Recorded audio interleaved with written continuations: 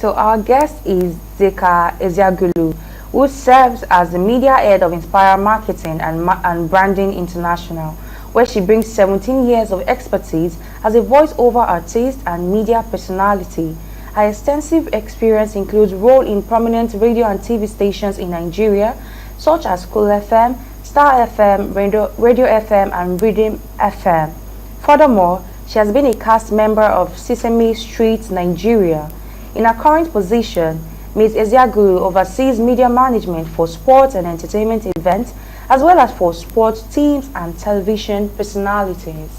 That's our guest for joining and being patient. Apologies for the delay. But we have Zeka now joined us already. Can we have her on the screen?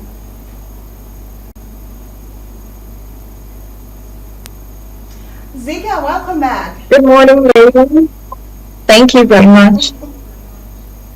Okay, hopefully network will be our friend today. Well, I was asking a question about women media. I said the first thing that comes to, or like, what are the first things that we need to put in our mind before even bringing it to fruition, like a character or an experience that we have to put in our mind to be able to help us build a good brand, especially going into the media space as a woman. What do you think are those key things that we need to put into us? Okay. For a newbie who's trying to get into the media space, I would say to you that you need to know why you want to be there in the first place. When you know why, it is the compass in which you build your brand. So, are you there to inform people? Are you going in there to entertain us?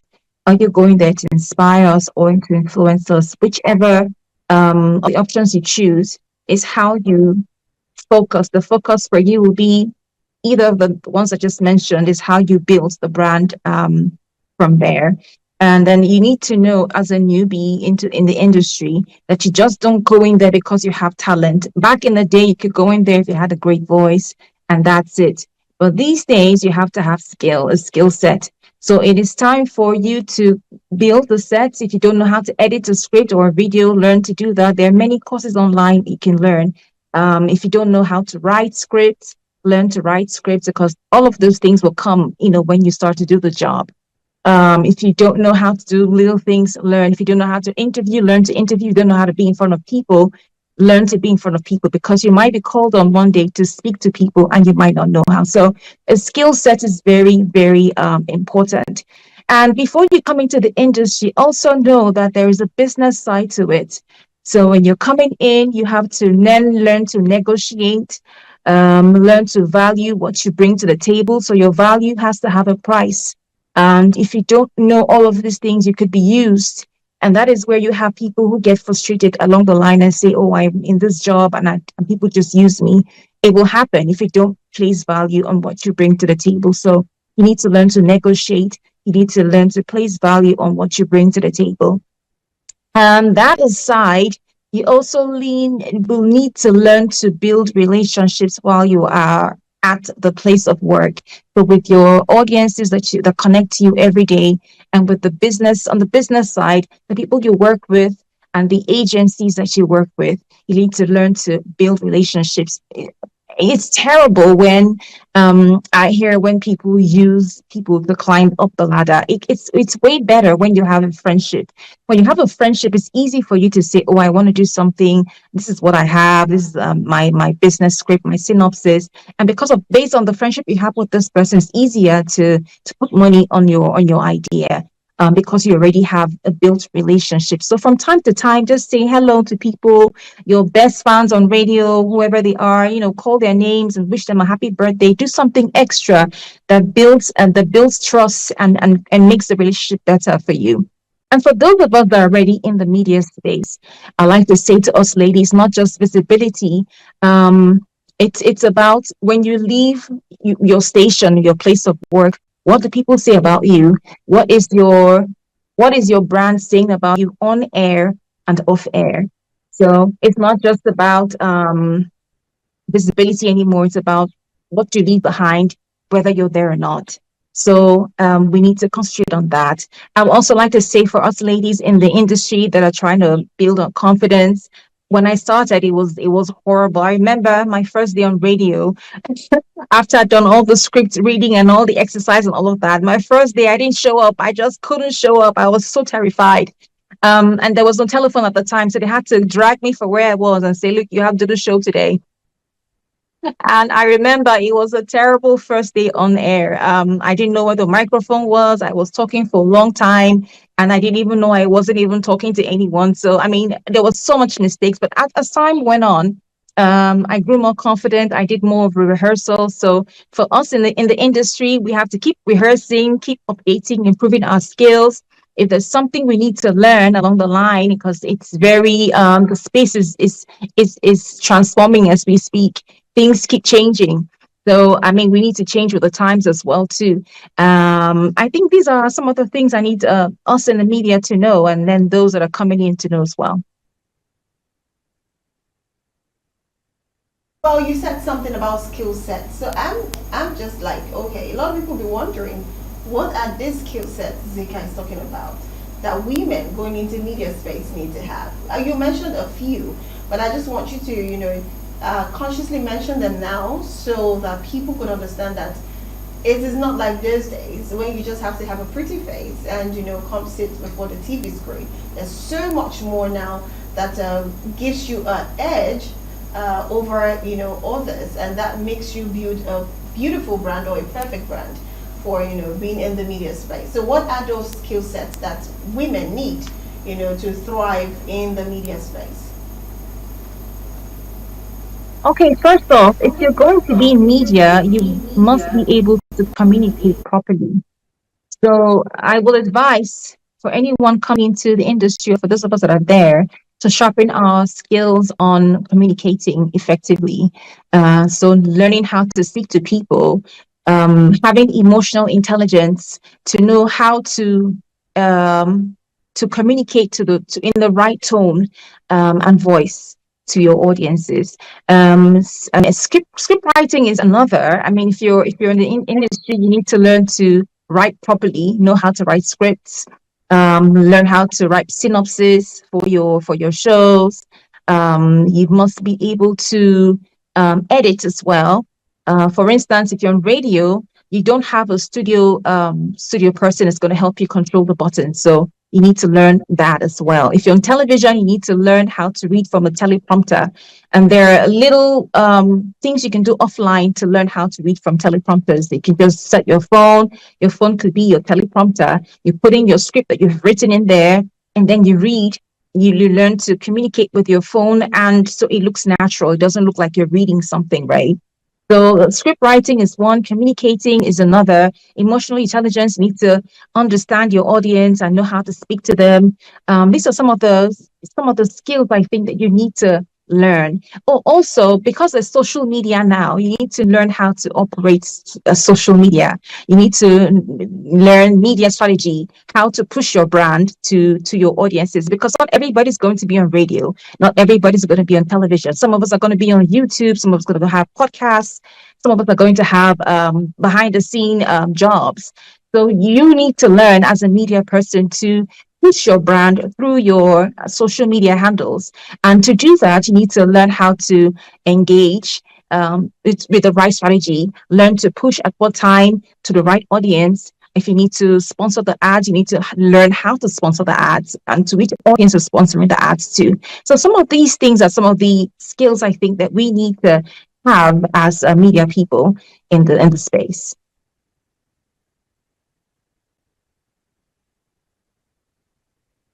How to be a good presenter or a media person as a woman. So I have one question. You mentioned confidence, building confidence, and we know very for a fact that confidence is one very important factor you need to have in the media space, especially as a woman. So how do you build confidence and deal with low self-esteem for a woman in media, for a woman in that space? How do you deal with it? Okay. I did mention that when I first started, it wasn't easy. My first day was horrible. I remember that very clearly. It was horrible. But to gain confidence, you will need to go behind the scene and prepare. So write your scripts, read them to yourself in the mirror, like rehearse your scripts in the mirror, and do that over and over. Record yourself and see what that looks like. For us back in the day, we used to have our bosses ask us record our radio shows, and then we will dissect it together in a meeting. We don't do that anymore, but back in the day we used to do that. But nobody's going to spoon feed you these days. I think everything you do now you have to do by yourself because the space is very saturated with a lot of talent. So for anyone to build on confidence, you need to throw yourself in and do the work yourself. Write the scripts, do the rehearsals, and record yourself and listen to it. And give yourself the assessment. Did I do well in this area? Do I need to improve in this other area?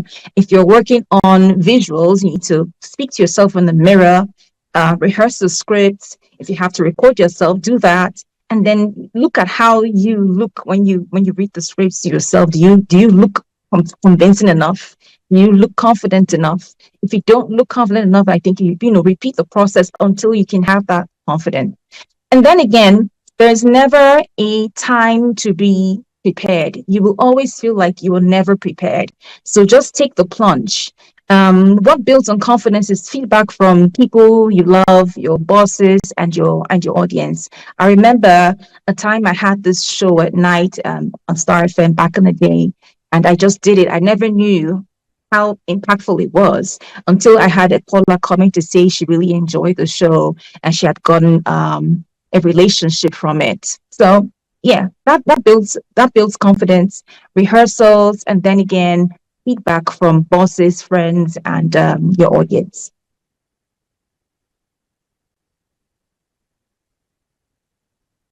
How to build a brand, or how to build your brand as a media person in the media space. So I'm going to ask you a question. How can a woman in the media space already balance visibility and authenticity? How can she balance both? Authenticity. People really connect with originals. I will use the latest reality TV shows that we've been just recently just watched. I don't want to call the name because that'll be free advertisement. But you see that Nigerians connect with originality. The same goes for TikTok and social media. When we watch some of these celebrities, so to speak, we connect to them because we see ourselves in them. So people want to connect with you based on your successes and your lessons. So are you teaching a lesson? We don't just want to hear all the good sides about what you just did. We also want to hear about what you didn't do right and the lesson we can draw from that. So it's not just about the glitz and the glamour. We also want to see the not so glamorous side of you. And if you do that, that means you're being authentic. For me, I tell stories all the time, and I tell stories on about everyday life from some of the projects that I work on. And that is because I want people to connect in that space based on the vision that we have for the project, which is to share stories of women that go through everyday experiences. So if you're going into the media space or already in the media space and you want to connect with your audience, you have to share the downsides and the upsides. So you have to connect with people based on the things that happens in your life on a daily. So that's authentic to them.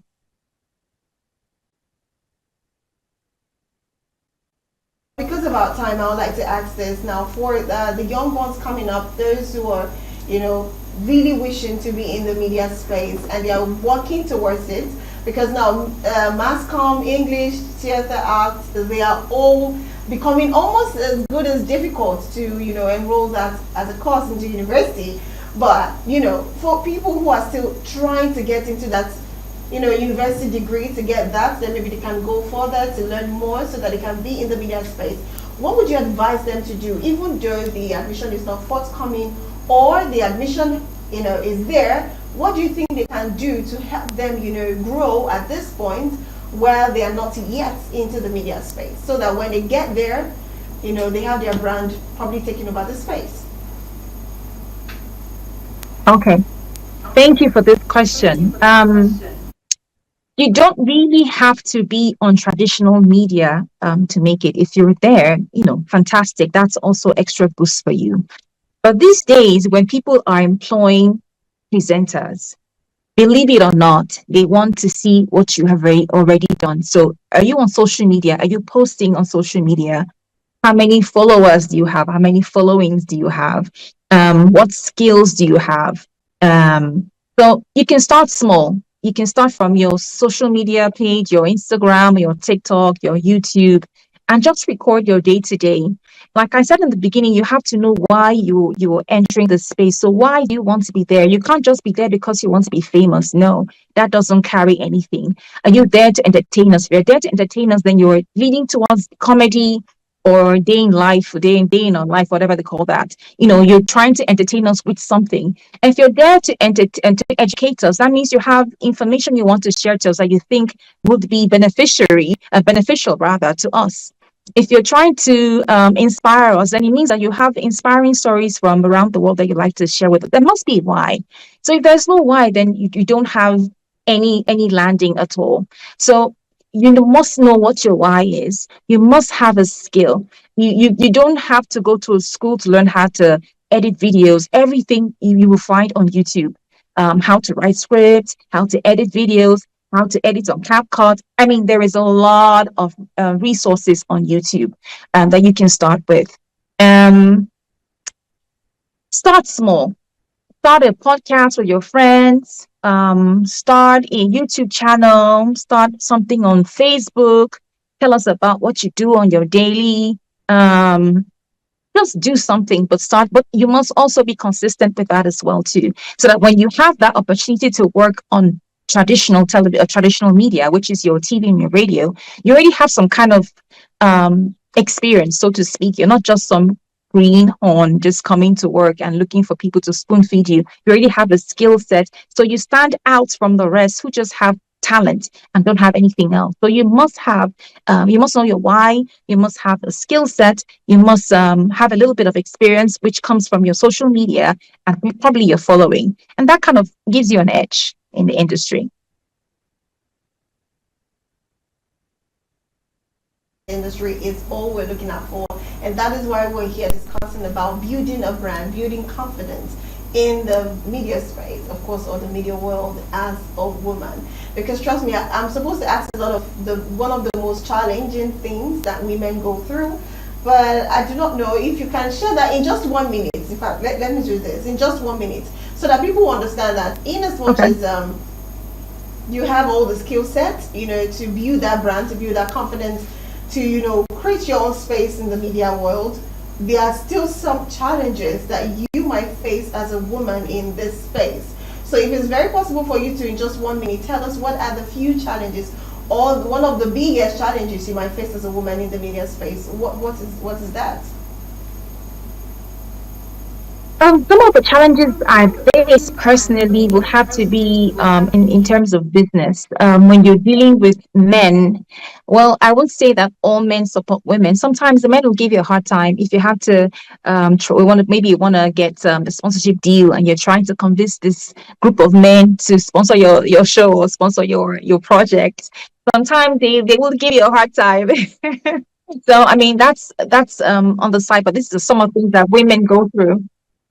Yes, some of the things we go through as women, and we're trying to negotiate deals with our male counterparts. And sometimes the pay is quite different for women compared to men. Sometimes men get paid more, women get paid less. Looking at what women go through as naturally with nature, we go through a lot. We need a little bit of compensation, or at least pay the same thing the men are paid as well. So these are some of the challenges that I personally gone through. And then finally, as the media person, know that you will be criticized in an area of your life, in your professional life. You will have a time where people just criticize you for no reason. You need to learn to have thick skin, because you will need it. You will need it. Zika, for that. Well, it's been, in as much as we asked few questions and our time was already fast spent, but we're able to cover, I think, a bulk of one of the most important questions, and of course you give answers that we're even covering up for some questions we should have asked in a short time. So I would say thank you very much for being part of the show and Thank you for having me. sharing this Thank you amazing for having knowledge me. about women in media, building their brand, being confident and all. Thank you so very much, and I hope you enjoy the program. Thank you. Thank you. Thank Thank you you. so very much. Well, that will be all.